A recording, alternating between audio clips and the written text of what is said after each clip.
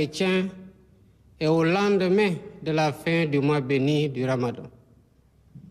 Ces moments d'intense ferveur spirituelle et de grâce nous rappellent que la foi est notre plus belle richesse et qu'elle alimente au quotidien notre capacité exceptionnelle à vivre ensemble dans la fraternité, l'harmonie et la diversité.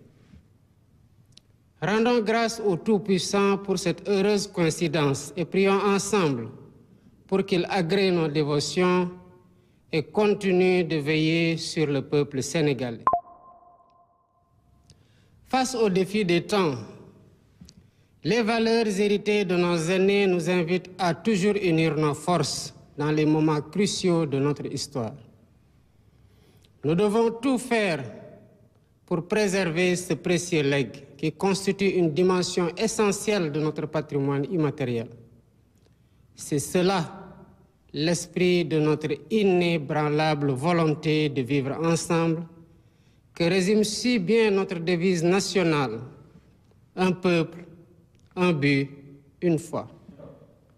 Mes chers compatriotes, voilà 65 ans maintenant que nous avons pris notre destin en main. 65 ans que le Sénégal affirme fièrement sa souveraineté.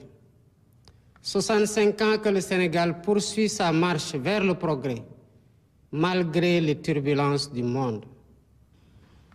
Porté par l'idéal d'un Sénégal libre, souverain, juste et prospère, les conquêtes successives de droits et libertés ont posé les jalons d'un modèle démocratique fécond qui se renforce de jour en jour par le dialogue. Cette maturité démocratique permet aux divers acteurs politiques et sociaux de notre pays de s'exprimer librement, de rivaliser âprement au besoin, mais toujours de reconnaître le verdict du peuple souverain.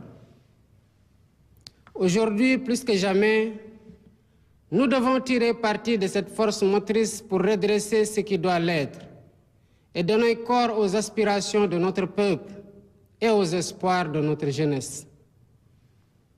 Mes chers compatriotes, le 4 avril, c'est aussi la fête des forces de défense et de sécurité. C'est l'occasion de rendre un hommage à l'ensemble de nos djambars, piliers de notre nation et remparts ultimes de notre quiétude. À vos aînés et à tous nos anciens combattants, je réitère la reconnaissance et la gratitude infinie de toute la nation. Le thème retenu cette année, à savoir vers la souveraineté technologique et industrielle des forces de défense et de sécurité, témoigne de notre ambition collective et du niveau élevé d'exigence que nous nous sommes fixés pour vous accompagner dans votre mission.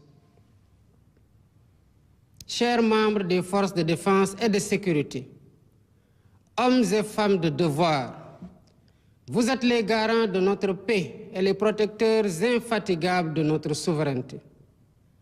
Vous incarnez avec honneur et abnégation l'essence même du concept armée-nation.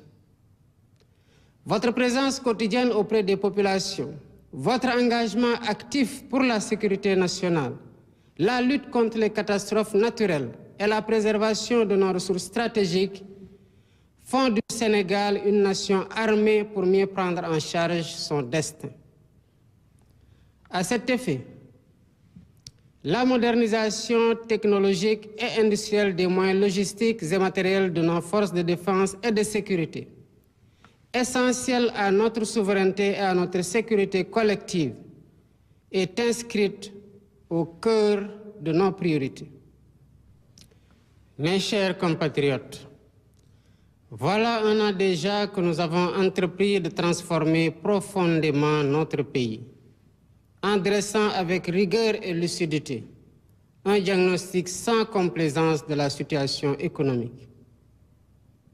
Même si la situation actuelle révèle des défis encore plus grands que nous devons relever, le devoir de vérité constitue le socle de la rupture systémique que nous avons engagée avec détermination et responsabilité. D'ores et déjà, le gouvernement s'est